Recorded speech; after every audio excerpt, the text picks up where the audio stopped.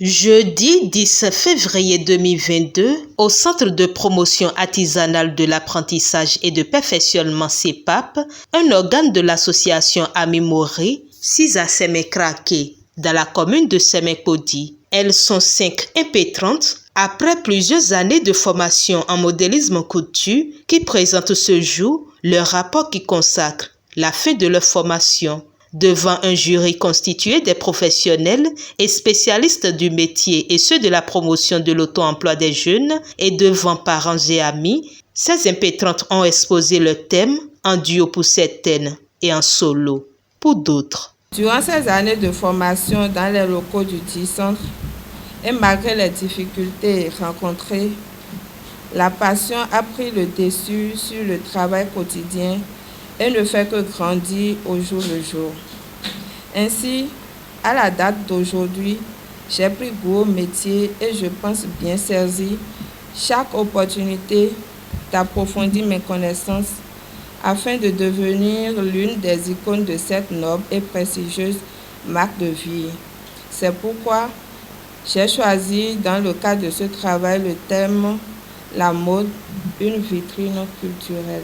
Parmi toutes les facettes de la mode, celle que nous avons choisi d'analyser dans notre rapport de fin de formation est la dimension communicationnelle. À ce niveau, il apparaît très intéressant de faire un pont entre la commercialisation de la mode et la communication afin de les allier dans notre sujet de recherche. De nos jours, force est de constater que dans la plupart de nos grandes villes, le vent de la mondialisation en matière d'habillement qui souffle sur l'Occident n'épargne pas le Bénin. Parlant d'habillement, plus les styles d'ailleurs sont adoptés, voire même imposés dans d'autres structures. À cet effet, nos valeurs, nos productions locaux sont délaissées. Nos styles sont perçus comme des styles uniquement traditionnels qui ne peuvent qu'être portés lors des occasions spécialement définies. C'est suite à cela que notre réflexion s'oriente sur l'impact d'une non-mise en valeur du patrimoine culturel à travers la mode vestimentaire. Elle fait aussi objet des propositions pour une meilleure prise de conscience dans notre société. Nous avons proposé quelques perspectives. Les acteurs du domaine doivent être au top selon les normes internationales. Mettre en place une politique qui amène la population à consommer local. Nous suggérons aussi que l'État subventionne la formation professionnelle dans les centres privés, que l'État diminue aussi les taxes à propos des matières premières que nous achetons pour transformer. Cela permettra aux artisans de bien faire les choses et de les vendre à moindre coût. Bien que la population a tendance à ignorer l'existence des valeurs de chez nous, la mode au Bénin a retrouvé ses lettres de noblesse grâce à une génération de créateurs qui font preuve de créativité. Certes, l'habit ne fait pas le moine, mais c'est par l'habit qu'on reconnaît le moine. Nous tenons à vous remercier pour l'honneur que nous vous faites en nous accordant un peu de votre temps pour apprécier notre sujet qui a pour thème les métiers de la mode, piliers de développement économique et culturel, cas de la couture. La mode, et plus précisément la mode vestimentaire, désigne la manière de se vêtir conformément au goût d'une époque dans une région donnée. Elle est l'une des plus puissantes industries du monde. Elle représente 6% de la consommation mondiale et elle est en croissance constante. La mode ne concerne pas seulement les vêtements. Nous distinguons plusieurs métiers de la mode appartenant à diverses catégories. Il y a des métiers de la mode liés à la création, comme exemple nous avons la coiffure, le make-up artistique, le stylisme, l'art plastique. Les métiers de la mode liés à la fabrication, nous avons la couture, les accessoires, la cordonnerie, la joaillerie. Les métiers de la mode qui sont liés au commercial, nous avons le marketing, l'acheteur, le chef produit, l'animateur, l'agent commercial. Et puis les métiers qui sont liés à la communication, comme la photographie, le mannequinat, l'attaché de la presse mode. Ces différentes présentations ont été soumises à l'appréciation des membres du jury qui ont au prime abord félicité ces derniers pour la pertinence des thèmes choisis. Maintes interrogations, recommandations et questionnements s'en sont suivis et chacune à son niveau a donné des éléments de réponse. Après délibération, le président du jury livre le verdict.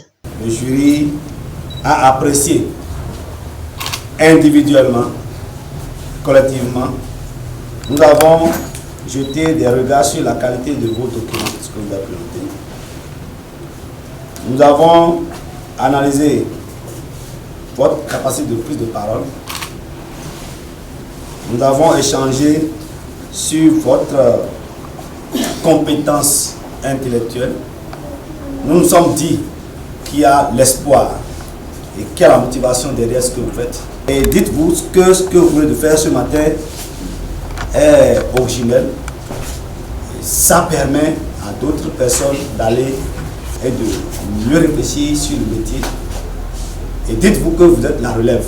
Le premier binôme, nous n'avons pas vu son second, mais nous avons analysé avec tout, activé la note de 18 sur 20 à tous les notes de Nico, Sandrine, Bernadette et Fayoun Clarence Yonkoumé. Nous avons attribué la note de 17 sur 20, voilà à laquelle et nous donnons Jacqueline. Le jury, dans l'espoir que vous mettez les observations en jeu, vous attribue la note de 17,58. C'est la joie dans le rang des impétrantes, parents, formateurs et responsables du centre qui expérimentent pour une première la soutenance de rapports de stage. Quand on n'avait pas commencé, c'était un peu stressant parce que soutenir un couteau pour nous, et on ne savait pas à quoi s'attendre. Mais avec le temps, et quand on a commencé, on a vu qu'en réalité, c'était comme de l'eau de roche. Nous ne pouvons que remercier la fondée du centre, Madame Morissette Mondjo, pour sa sympathie et pour ne nous avoir rien caché dans le domaine et pour avoir fait de la couture une drogue en nous. Après environ 3 ans de formation, nous avons voulu marquer une originalité en faisant passer des stages de fin de formation à nos apprenants qui ont soutenu ces rapports de stage ce matin devant un membre du jury, comme nous le voyons dans nos universités. Nous sommes très heureux parce que ce n'était pas donné à l'avance. Nous n'avons pas encore expérimenté une telle chose auparavant. C'est une première. Donc on avait des appréhensions au début, mais telles que les choses se sont déroulées, nous disons merci à Dieu et nous en sommes très fiers. À travers les apprenants, je me suis fait jauger, voir ma compétence et voir ce que je peux faire. Donc, après leur soutenance, j'ai vu que c'est pas mal, c'est bon et je suis contente. À la suite de cette cérémonie de soutenance de rapport de stage, rendez-vous a été pris pour la remise de parchemin aux récipiendaires ce samedi 12 février 2022. Le jour J, dans les locaux de l'université Roudegbe à PK10, les petits plats ont été mis dans les grands pour rendre inoubliable cette journée.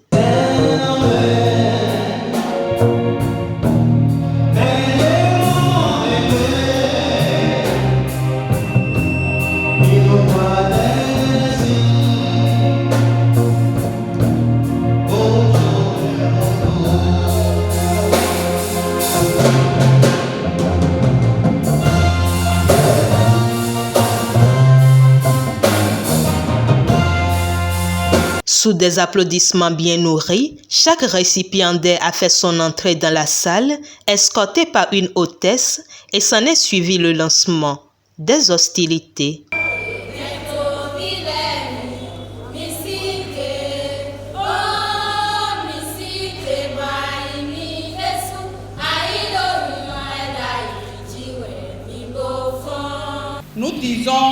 toute notre gratitude à Dieu qui nous a conduits jusqu'ici et qui nous éclairera encore et toujours. Nous exprimons toute notre reconnaissance à toutes les personnes qui ont cru en nous dans ce noble projet de formation, en l'occurrence les parents de nos apprenants, les responsables de notre ministère de tutelle et les responsables de nos organisations professionnelles. Le Centre de promotion artisanale de l'apprentissage et de perfectionnement est spécialisé dans la formation du système d'IA en coupe et couture. Il intervient également dans le recyclage et le perfectionnement des patrons d'ateliers de couture. Ce centre est créé en 2014, a reçu son autorisation et son habilitation en 2015. Le CEPAP a réussi en un peu de temps à percer le marché de l'emploi dans son domaine.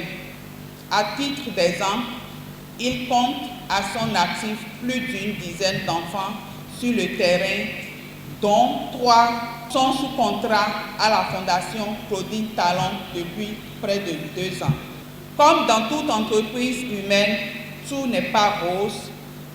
Dans l'association Amis Mori, à ce jour, le centre ne dispose pas de machines industrielles, ce qui amène à envoyer très tôt les enfants à la vie active.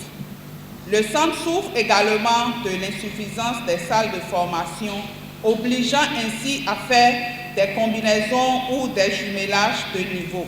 Nous en appelons à l'attention des autorités compétentes, surtout celle du directeur de l'artisanat, pour nous venir au secours. Nous espérons aussi des bourses de perfectionnement au profit des formateurs du centre afin de le rendre plus moderne et à la mode.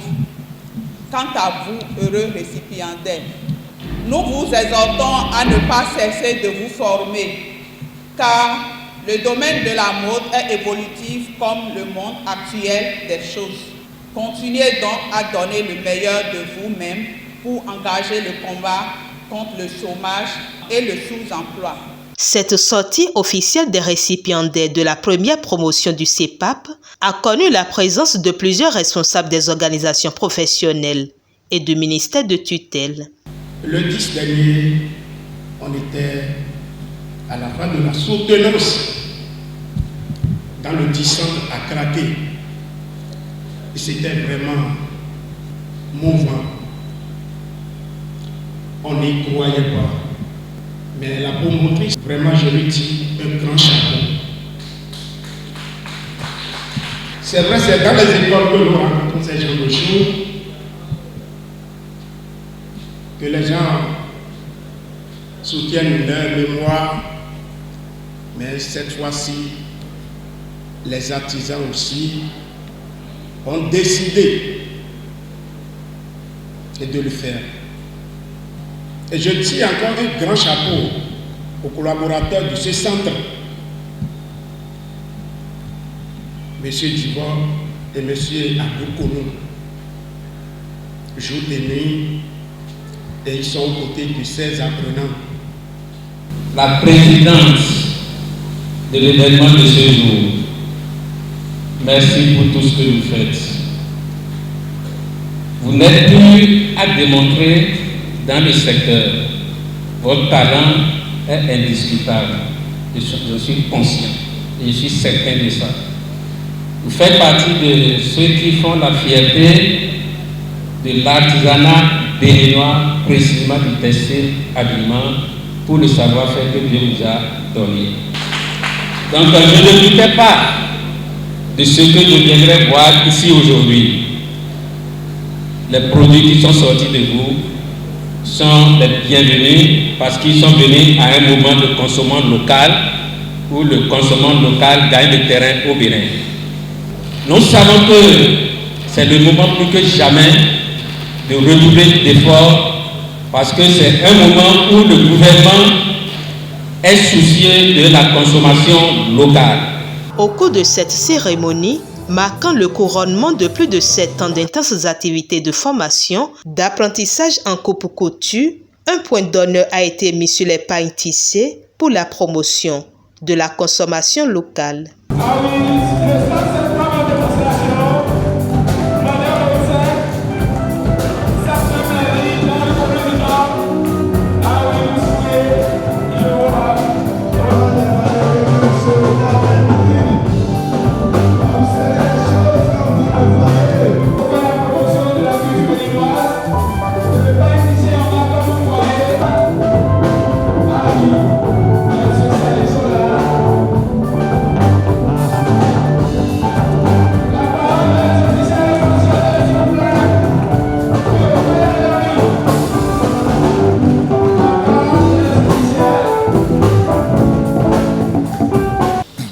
Qu'on consomme localement parce qu'on ne fait que imiter les Blancs, les Occidentaux. Et Madame Morissette et moi, on a décidé à ce que nos enfants consomment ce qui est de chez eux. Le camphor, naturellement, c'est des tissus d'épargne que nous fabriquons au Bénin. Ça peut en nourrir son homme. Ça fait aussi des économies de notre pays. Parce que ce qui est consommé dans le pays, ces revenus sont toujours utilisés dans le pays. Nous sommes allés sur ce terrain pour promouvoir d'abord le consommation local, les produits de chez nous, le pain tissé, et ensuite dire que nous sommes capables de créativité dans chaque domaine. Par rapport à nos récipiendaires, nous avons confiance en eux, ils ont fait le chemin, ils ont appris, ils sont enthousiastes par rapport au métier. Et donc nous les encourageons à continuer. Et pour ceux qui me connaissent, je suis enseignant de formation et je dirige également une école privée.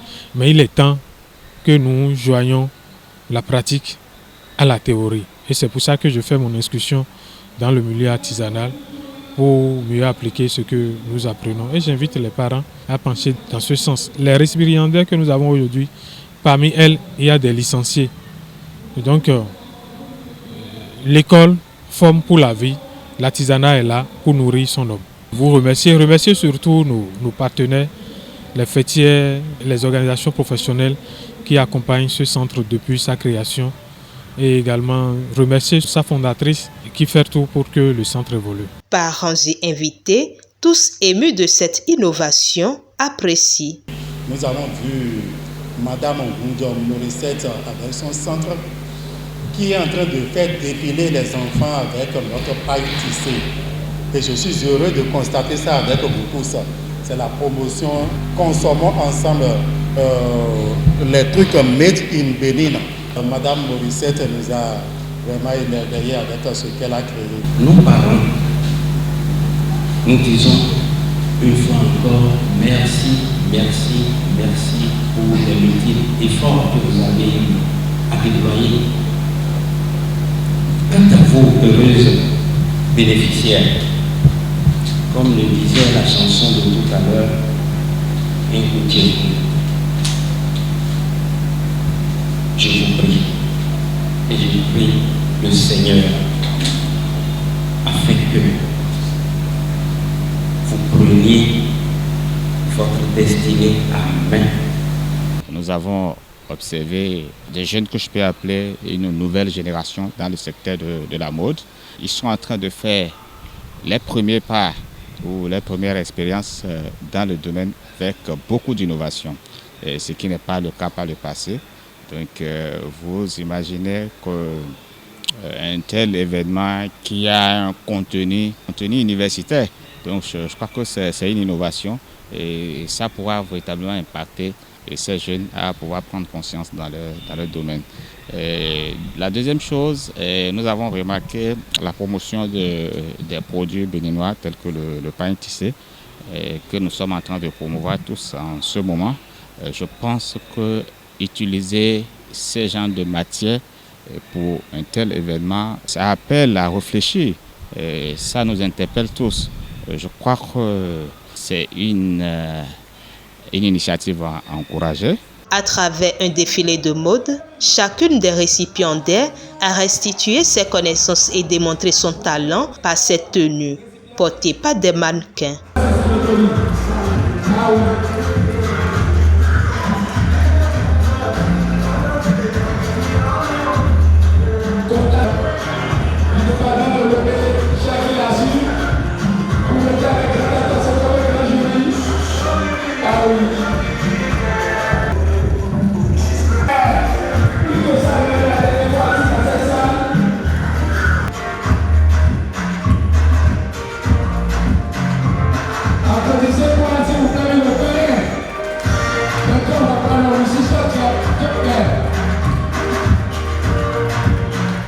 Madame Jacqueline Donat, Madame Donat, merci.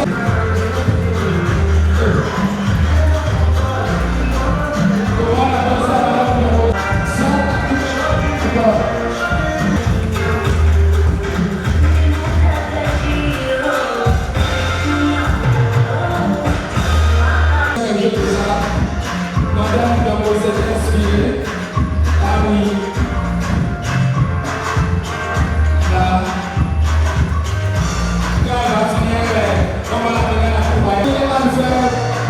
le ciel de tout l'attend, le chahut de l'émission du président Bourgeois. Le président je le ramène à succéder les attentes. Et je suis également manager de 5 récipiendaires de cet après-midi.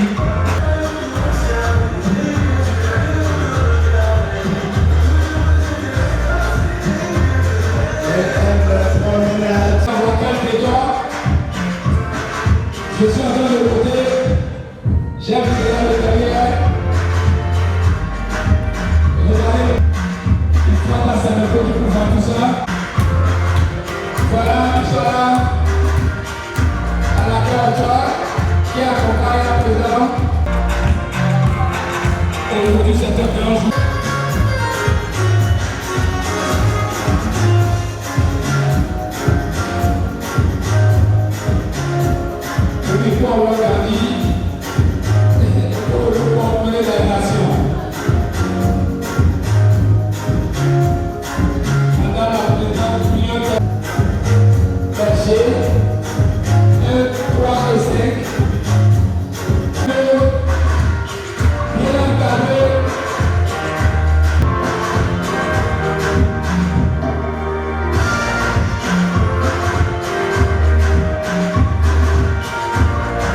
Par la voix de leur porte-parole, les récipiendaires se disent fiers de la formation reçue et témoignent leur reconnaissance. Ces années passées dans ce centre furent denses, non seulement en apprentissage, en théorie, mais aussi bien sûr en émotions fortes et en rencontres. Dans cette ambiance de stress et de compétition, de travail, d'effort, au lieu de jouer la carte de chacun pour soi, nous nous sommes serrés les coudes, nous sommes restés solidaires.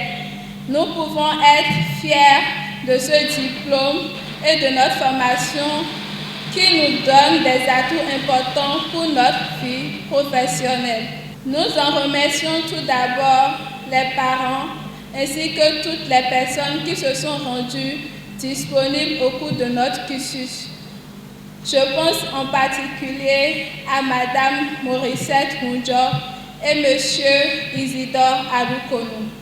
Merci également à tous mes collègues, sans oublier nos familles et nos amis, nos conjoints parfois qui nous soutiennent d'intense travail. La sortie et présentation des mannequins du centre, la remise des parchemins et cadeaux récipiendaires et la remise d'attestations de reconnaissance aux différents formateurs et responsables ont mis un terme à cette cérémonie qui restera gravée dans leur mémoire.